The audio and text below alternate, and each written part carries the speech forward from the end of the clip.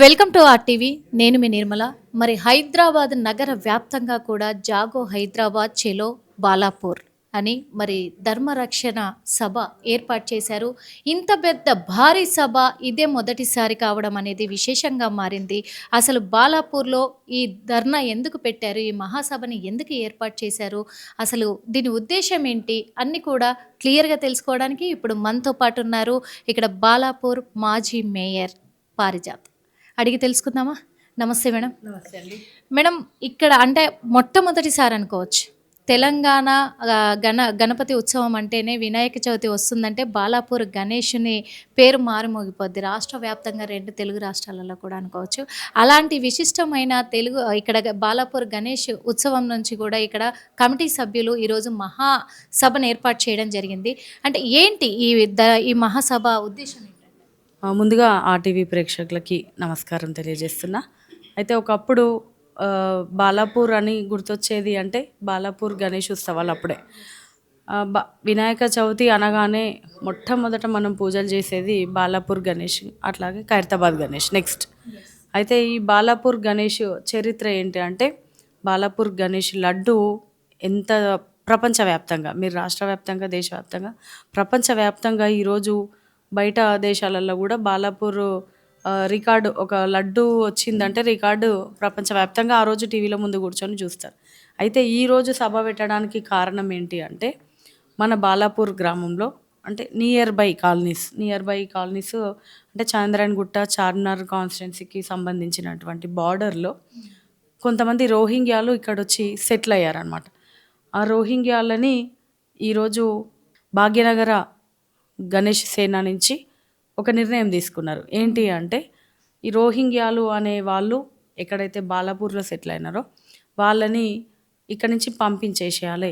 ఇది ఇక్కడితో ఆగకుండా, ఇక్కడ కాకుండా రాష్ట్ర వ్యాప్తంగా కూడా ఎక్కడెక్కడ ఉన్న వాళ్ళని ఈ ప్లేస్ నుంచి తరిమి కొట్టాలనే ఒక ఆలోచనతోటి ఈ ప్రోగ్రాం ఏర్పాటు చేయడం జరిగింది. అంటే ఇప్పుడు ఆ రోహింగ్యాలు ఇక్కడ ఉండడం వల్ల ఏంటి అసలు? అంటే వాళ్ళు ఉండడం వల్ల ఏదైనా ప్రాబ్లమ్ ఉందా? వాళ్ళని పంపించడం వల్ల ఏమైనా బెనిఫిట్స్ ఉన్నాయా? ఉంటే ఎలాంటి బెనిఫిట్స్? ఒక మాట అండి, ఇప్పుడు మనం హైదరాబాద్ వాళ్ళం ఇక్కడ ఉన్నాం. ఒక మారుమూల ప్రాంత ఊరు నుంచి వచ్చిన వాళ్ళు ఇక్కడ సెటిల్ అయినారు. వాళ్ళని మనం వెలగొట్టడం లేదు కదా. అట్లాగే ఇంకో రాష్ట్రం నుంచి కూడా, ఇంకో దేశం నుంచి కూడా ఎవరైనా రావచ్చు. కాకపోతే రోహింగ్యాలు వచ్చిన ఈ కారణంగా కొన్ని అవాంఛనీయ సంఘటనలు జరగడము, కొంత బా ఏమంటారు యూత్ చెడిపోవడం లాంటి కార్యక్రమాలు, ఇక్కడ కొంచెం అవాంఛనీయ సంఘటనలు కూడా కొన్ని మా దృష్టికి వచ్చినాయి. ఇంతకుముందు కూడా పోలీస్ వాళ్ళు కూడా ఇక్కడ ఎప్పుడు కూడా అలర్ట్గా ఉంటారు. ఎందుకంటే ఒక పాకిస్తాన్, ఇండియా ఆ టైప్లో ఇక్కడ మా బార్డర్ ఉంది కాబట్టి ఆ ఏరియాలో వాళ్ళు ఒకరిద్దరు ఉంటే, 2-3 కుటుంబాలు ఉంటే సరిపోతుంది. కానీ కొన్ని వందల కుటుంబాలు, వందలు పోయి ఇప్పుడు 1000 కుటుంబాల దాకా ఈ సంఖ్య పెరిగిపోతూ ఉంది. ఆ సంఖ్యని అరికట్టాలంటే ఏదో ఒక నిర్ణయం తీసుకోవాలనే ఒక ఆలోచన. ఎందుకంటే ఇది మన హైదరాబాద్తో పాటు మన ఒక ఉమ్మడి ఆంధ్రప్రదేశ్ ఉన్నప్పటి నుంచి కూడా మన ఆంధ్రప్రదేశ్ అన్న, ఇండియా అన్న సర్వమతాల కులాల సమ్మేళనం మన భారతదేశం, లౌకిక రాజ్యం. ఇవన్నీ కూడా కలగొలిపి ఉన్నది. ఎవరిని ఉండొద్దు అనడానికి మనకి ఎట్లాంటి రైట్స్ లేవు. ఎందుకంటే డాక్టర్ బిఆర్ అంబేద్కర్ గారు రాసినటువంటి రాజ్యాంగం ప్రకారం ప్రతి ఒక్కరికి మాట్లాడే రైట్ ఉంది, నివసించే రైట్ ఉంది, ప్రతి ఒక్క హక్కు కలిగి ఉన్నారు. కానీ ఎప్పటి వరకు అది మనకి ఎటువంటి నష్టం జరగనంత వరకు, మనకి ఎటువంటి ఆపద లేనంత వరకు మనం వాళ్ళని ఎంకరేజ్ చేయొచ్చు. కానీ ఒక స్టెప్ మనకి హాని జరుగుతుంది అన్నప్పుడు మనం కూడా అలర్ట్ కావాల్సిన అవసరం ఉంటుంది. మనం కూడా వాళ్ళ మీద యాక్షన్ తీసుకోవాల్సిన అవసరం ఉంటుంది.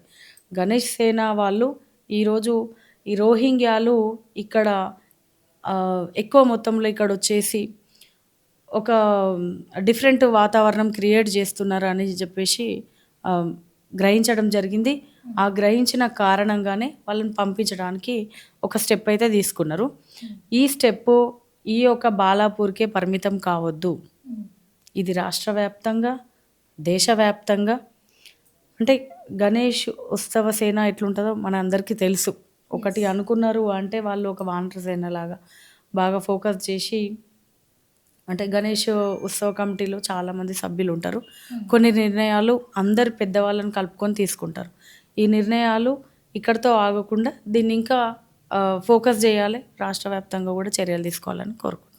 అంటే ఇప్పుడు ఈ సభ అనేది కూడా ఈ కార్యక్రమాన్ని చేపడుతున్నారు. ఇది పార్టీలకు అతీతంగా ఉందా? లేకుంటే పార్టీ పరంగా ఏదైనా పార్టీ డిసైడ్ చేస్తుందా ఇప్పుడు ఈ సభని? పార్టీలు ఏవి కూడా ఇందులో అంటే ఈ పార్టీ ఆ పార్టీ అని కాదు, అన్ని పార్టీలు అందరం కలిసి ఇది ఒక విలేజ్ అంటే బాలాపూరు ప్రాంతానికి సంబంధించిన సమస్య. ఈ ప్రాంతం ఈ ప్రాంతంలో ఉండే ప్రజలు ఒక ప్రాంతంలో ఒక పార్టీ వాళ్ళే సంబంధించి ఉండరు. అన్ని ప్రాంతాల వాళ్ళైనా సరే, అన్ని పార్టీల వాళ్ళైనా సరే ఒక దగ్గర ఉంటారు. కాబట్టి ప్రతి ఒక్క పార్టీకి సంబంధం ఇది, హిందువులకు సంబంధం. అట్లా అని ముస్లింలకు వ్యతిరేకం కాదు. ఎందుకంటే మీరు మీ మీడియా ఛానల్ ద్వారా గమనించి ఉంటారు, ఎప్పుడైనా సరే మా బాలాపూర్ గణేశుని దగ్గరికి ముస్లిమ్స్ కూడా వచ్చి పూజ చేసుకుంటారు. చాలా సందర్భాలలో చూసినారు. ఇప్పుడు తిరుపతికి కూడా వెళ్ళి ముస్లిమ్స్ పూజ చేసుకుంటారు. ఎప్పటి వరకు అది మనం అన్న తమ్ముళ్ళ అనే సోదర భావం ఉన్నంత వరకు హిందూ అయినా ముస్లిం అయినా మన భారతదేశంలో అది వర్కౌట్ అవుతుంది.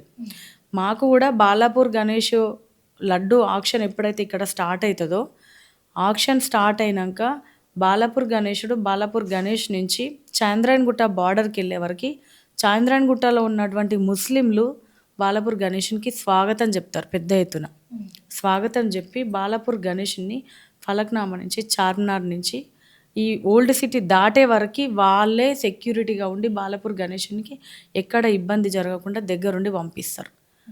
అట్లా అని మేము వాళ్ళకి వ్యతిరేకం కాదు. మేమేమంటామంటే ఈ రోహింగ్యాలు అనే వాళ్ళు ఒక రకమైనటువంటి అవాంఛనీయ సంఘటనలు జరగకుండా వాళ్ళని అరికట్టడానికి తీసుకున్నటువంటి చర్య ఇది. అంటే ఇప్పుడు బంగ్లాదేశ్ నుంచి వచ్చిన వాళ్ళ మీదే ఫోకస్ పెడుతున్నారా? లేకపోతే ఎక్కడి నుంచి వచ్చి ఇక్కడ ఉన్న వాళ్ళందరి మీద, అన్ని దేశాల వాళ్ళ మీద ఫోకస్ పెడుతున్నారా? ఇప్పుడైతే ప్రస్తుతం మనం గుర్తించింది బంగ్లాదేశ్ నుంచి వచ్చినటువంటి రోహింగ్యాల మాత్రమే గుర్తించినాం. అదే చెప్తున్నాను నేను, ఎంతవరకు అంటే మనతో కలిసిమెలిసి మంచిగా ఉన్నంత వరకు ఏ పార్టీకైనా ఎవరికైనా ఓకే. కానీ ఎప్పుడైతే వాళ్ళ మీద మనకి నెగిటివ్ రిమార్క్ వచ్చిందో ఆ నెగిటివ్ తీసేయాలి అంటే వాళ్ళ మీద చర్యలు తప్పవు. ఈ చర్యలు కూడా ఎలా రావాలి అంటే నేను మేయర్గా ఉన్నప్పుడు అక్కడ అంటే గవర్నమెంట్కి సంబంధించి, సెంట్రల్ గవర్నమెంట్కి సంబంధించి కొంతమందిని ఐడెంటిఫై చేసినాము. వాళ్ళకి ఫుడ్ ప్రొవైడ్ చేయడం కానివ్వండి, వాళ్ళు కొంత ఇబ్బందులు పడుతున్నారని చెప్పేసి వాళ్ళకి ఏదో మెసేజ్ ఉన్నట్టుంది. వాళ్ళు ఇక్కడ అంగన్వాడీ టీచర్ని పంపించడం జరిగింది. నేను ఆ రోజు క్వశ్చన్ చేసిన, మీరు అంగన్వాడీ టీచర్ ఇక్కడ ఉన్న పబ్లిక్ని చూసుకోవాలి కదా, మరి పక్క ప్రాంతానికి వెళ్ళి అక్కడ చేస్తున్నారు అంటే పైనుంచి ఆర్డర్స్ అని చెప్పారు మనకి. అంటే సరే కొన్ని కుటుంబాలు ఉండే, ఎవరేమైనా మన కళ్ళ ముందు ఎవరైనా ఆకలితో ఆల్మటించి వాళ్ళకి ఏమైనా అవుతుంటే చూస్తూ ఊరుకోలేం కదా. కనీసం మన దగ్గర ఉంటే వాటర్ బాటిల్ అయినా వాటర్ అయినా ఇస్తాం, కనీసం తినడానికి ఒక 10 రూపాయలైనా ఇస్తాం, మన చేతిలో పండు ఉంటే అదైనా ఇస్తాం, అంతవరకు ఓకే. కానీ వాళ్ళని ఇంకా పెంచి పోషించొద్దు అనే ఉద్దేశంతో నేను మాట్లాడడం జరిగింది ఇంతకుముందు. వాళ్ళకి సపోర్ట్ చేయొద్దు, మనము వాళ్ళని ఇక్కడి నుంచి పంపించే విధంగా ప్రయత్నం చేయాలని. కానీ ఒక నిర్ణయం తీసుకున్నారు, ఏంటంటే వాళ్ళకి కార్డులు ప్రొవైడ్ చేసి ఏదో అని చెప్తున్నారు.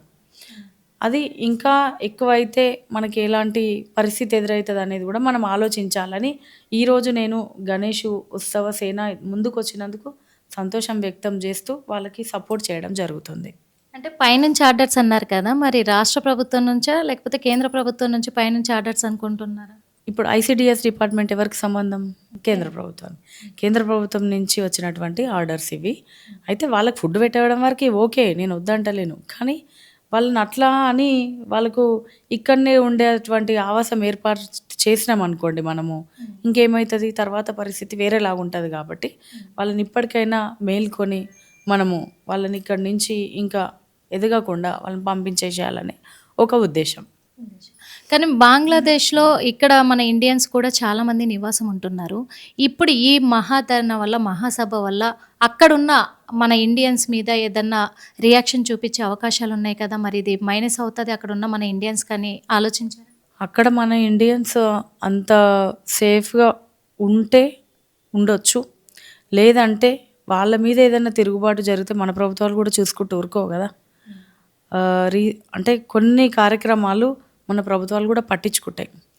ఒక మానవులకి ఇంకో మానవులు సపోర్ట్ చేయాల్సిన అవసరం ఏడైనా ఉంటుంది. కానీ మన వాళ్ళు ఒక దగ్గరికి వెళ్ళి హాని చేయరు. పొట్టకూటి కోసం ఏదైనా పని చేసుకొని 10 రూపాయలు సంపాదించడం కోసం ఎక్కడికైనా వెళ్తాం. ఇప్పుడు పొద్దున్న లేస్తే ఆస్ట్రేలియా వెళ్తున్నాం, అమెరికా వెళ్తున్నాం, కెనడా వెళ్తున్నాం. మనం వెళ్ళొద్దు, వాళ్ళు రావద్దు అనడానికి ఇది కరెక్ట్ కాదు. ఇంకొకటి, ఒక నిర్ణయం తీసుకోవాలంటే ఇప్పటికీ 3 సార్లు బీజేపీ ప్రభుత్వం అధికారంలో ఉంది. ఇలాంటి నిర్ణయాలు తీసుకోవాలంటే చట్టాలు చేయాల్సిన అవసరం ఉంటుంది. చట్టాలు చేసినప్పుడే ఇది ఒక స్ట్రాంగ్ బేస్ ఉండి ఏ దానికైనా ఒక మెసేజ్ ఇవ్వడానికి అవకాశం ఉంటుంది. కానీ అట్లాంటి చట్టాలు ఏం చేయలేదు కాబట్టి ఇప్పుడు వాళ్ళకి ఏమైనా ఇబ్బంది కలిగినా, వాళ్ళకి ఏమైనా ఉన్నా మన రాష్ట్ర ప్రభుత్వం ఉంది అండగా, కేంద్ర ప్రభుత్వం కూడా ఉంటుందని నేను కోరుకుంటున్నాను. ఓకే. ఈ సభకు సంబంధించినటువంటి విషయానికొస్తే ఇంకా ఈ సభకి ఎక్కడి నుంచి మొదలు పెడుతున్నారు? ఎన్ని ఏరియాలు ర్యాలీ నిర్వహిస్తున్నారు? ఈ సభలో మీ పాత్ర ఎలా? సభలో నా పాత్ర అనేది కాదండి. మొత్తము ఓవరాల్‌గా గణేష్ ఉత్సవ సేన చూసుకుంటుంది కాబట్టి ప్రతి ఒక్కరికి ప్రయారిటీ ఉంటది. ప్రతి ఒక్కరం కూడా మనది, మాది, మనది అనే ఉద్దేశంతోటే చేస్తున్నాం గానీ ఇది నాది, నీది అనే భావన ఎక్కడ లేదు. ఎందుకంటే ఏ పార్టీకి సంబంధం లేదు కాబట్టి ఒక వ్యక్తుల్లాగా ఇక్కడ ఉన్నటువంటి లోకల్ బాడీస్ ఉన్నాము. ఈ లోకల్ ప్రాంతంకు సంబంధించినటువంటి నాయకులు చాలామంది ఉన్నారు. ఈరోజు అధికారికంగా ఉండొచ్చు, అనధికారికంగా ఉండొచ్చు. ఏ రకంగా ఉన్నా గ్రామ పెద్దలు అనే వాళ్ళు ఉంటారు, లేదంటే పక్కన ఉన్నటువంటి నాయకులు ఉంటారు. ఎవరైనా సరే ప్రతి ఒక్కరం కూడా కలిసికట్టుగా తీసుకున్నటువంటి నిర్ణయం ఇది. ఇంతకుముందు ఒక వారం 10 రోజుల ముందు కూడా అఖిలపక్షం భేటీ పెట్టి కూడా అఖిలపక్షం కూర్చొని కూడా నిర్ణయం తీసుకున్నటువంటి నిర్ణయాలు ఇది. ఇందులో నా పాత్ర ఎంతున్నప్పటికీ ప్రతి ఒక్కరి పాత్ర కూడా గొప్పగా ఉండాలని నేను కోరుకుంటాను. ఓకే. ఈ సభకి ఎంతమంది హాజరయ్యే అవకాశం ఉందంటారు? దాదాపు 10,000 మందితో చేయాలని ఈ సభను నిర్ణయించుకున్నాము. అక్కడ ఉన్నటువంటి ఇన్ఫ్రాస్ట్రక్చర్ అదంతా కూడా గత 3-4 రోజుల నుంచి గౌరవ డీసీపీ గారు కానివ్వండి, ఏసీపీ గారు కానివ్వండి, వాళ్ళ బృందం మొత్తం కూడా చాలా అంటే కోర్టు నుంచి మనకు ఆర్డర్స్ వచ్చినాయి కాబట్టి ఈ మీటింగ్ చేసుకోవాలని వాళ్ళు కూడా అలర్ట్గా ఉన్నారు. ఇంకొకటి ఇతర ప్రాంతాల నుంచి వచ్చేటువంటి విఐపీస్కి కూడా సపరేట్ ఎంట్రీస్ పెట్టి ఇక్కడ ఒక వివిఐపీ ఎంట్రీ, ఇంకొక దగ్గర ఒక VIP entry, the same time car parking కూడా సపరేట్ ఎంట్రన్స్ పెట్టి కూడా అలో చేస్తున్నారు. దాదాపు గత 4 రోజుల నుంచి ఇక్కడ ప్రాంతాన్ని ప్రతి నిమిషం కూడా అలర్ట్ చేస్తూ పోలీస్ శాఖ కూడా చాలా సపోర్ట్ చేస్తుంది. దాంతోపాటు శానిటేషన్ సిబ్బంది కానివ్వండి, మన జిహెచ్ఎంసీ నుంచి కూడా ప్రతి ఒక్క డిపార్ట్మెంట్ కూడా ఇక్కడ వచ్చేసి అలర్ట్గా ఈ కార్యక్రమాన్ని సక్సెస్ చేయాలని కోరుకుంటున్నారు. ర్యాలీ ఎక్కడి నుంచి మొదలు పెడుతున్నారు? ఎక్కడ ఎండ్ చేస్తున్నారు? ర్యాలీ అనేది ఇప్పుడు నియర్ బై అంటే కొంతమంది ఒక్కొక్కరు ఒక్కొక్క పాయింట్ నుంచి స్టార్ట్ చేసుకుంటున్నారు.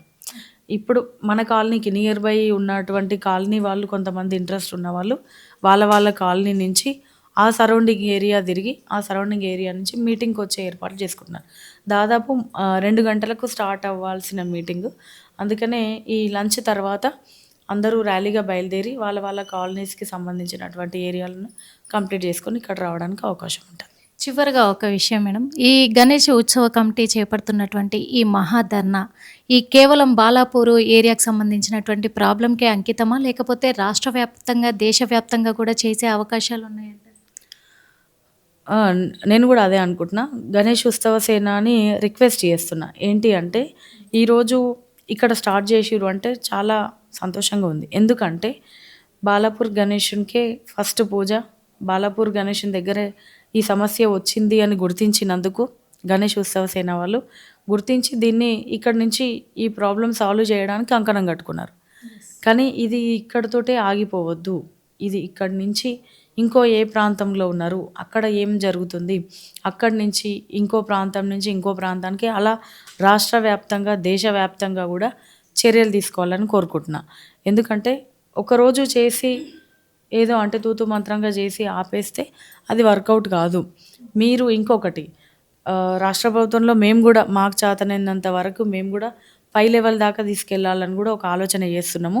ఎందుకంటే గౌరవ సీఎం గారు కానివ్వండి, గౌరవ మంత్రులు కానివ్వండి, డిప్యూటీ సీఎం కానివ్వండి, వీళ్ళందరికీ కూడా ఒక మెసేజ్ ఇవ్వాలనుకుంటున్నాము ఈ మీటింగ్ తోటి. ఏంటంటే ఇలాంటి అవాంఛనీయ కార్యక్రమాలు ఎక్కడ జరిగినా ఏం జరిగినా హిందూ మనోభావాలు దెబ్బతినే విధంగా ఉంటాయి. మన ప్రాంత ప్రజలకి అన్యాయం జరిగితే మనం చూస్తూ ఊరుకోలేం కాబట్టి చట్టాలు చేయాల్సిన అవసరం ఉంది అని చెప్పేసి ఒక కాన్సెప్ట్ మేము కూడా తీసుకెళ్ళదలుచుకున్నాం.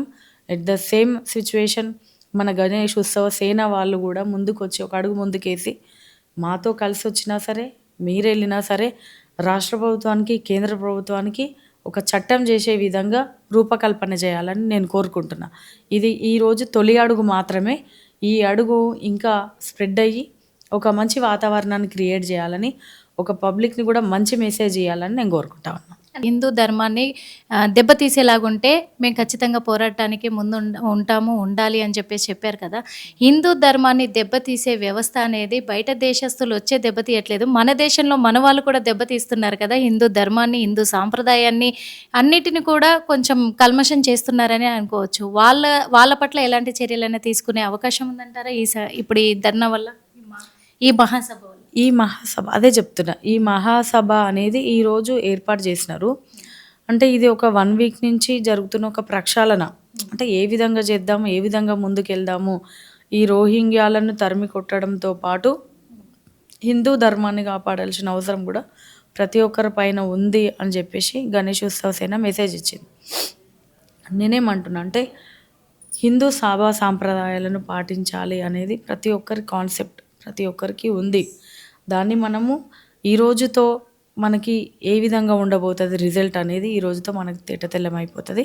దీని తర్వాత యాక్షన్ ప్లాన్ ఏంటిది అనేది కూడా మేమందరం మళ్ళీ అఖిలపక్షం కూర్చుంటాం. మళ్ళీ గణేష్ ఉత్సవ సమితి సేన వాళ్ళతో కలిసి కూడా ఏదైనా నెక్స్ట్ స్టెప్ వేయడానికి కూడా మేము ముందుంటామని తెలియజేస్తాం. Thank you so much. చూసాం కదా మరి, ఎందుకంటే ఇక్కడ నుంచే మొదలవ్వాలి, మా బాలాపూర్ నుంచే. బాలాపూర్ గణేశుడికి ఎంతో పేరు ప్రఖ్యాతులు ఉన్నాయి కాబట్టి బాలాపూర్ నుంచే మొదటి అడుగు బాలాపూర్ నుంచే మొదలవ్వాలి అని చెప్పేసి కోరుకొని ఇప్పుడు ఈ మహాసభను ఏర్పాటు చేయడం జరిగింది. ఈ సభ ఇంతటితో ఆగదు, ఇంకా ఎక్కడ సమస్య ఉన్న దేశవ్యాప్తంగా కూడా అక్కడ పోరాడటానికి సిద్ధంగా ఉంటాము. ఈ విషయాన్ని రాష్ట్ర ముఖ్యమంత్రి గారికి కానీ, కేంద్ర ప్రభుత్వానికి కానీ విన్నవించుకుంటామని మేము తెలుపుతున్నామని చెప్పారు. Local to global news at your fingertips. మీ చేతిలో ఒక ఆయుధం. Download R TV app. Media legend Ravi Prakash is back.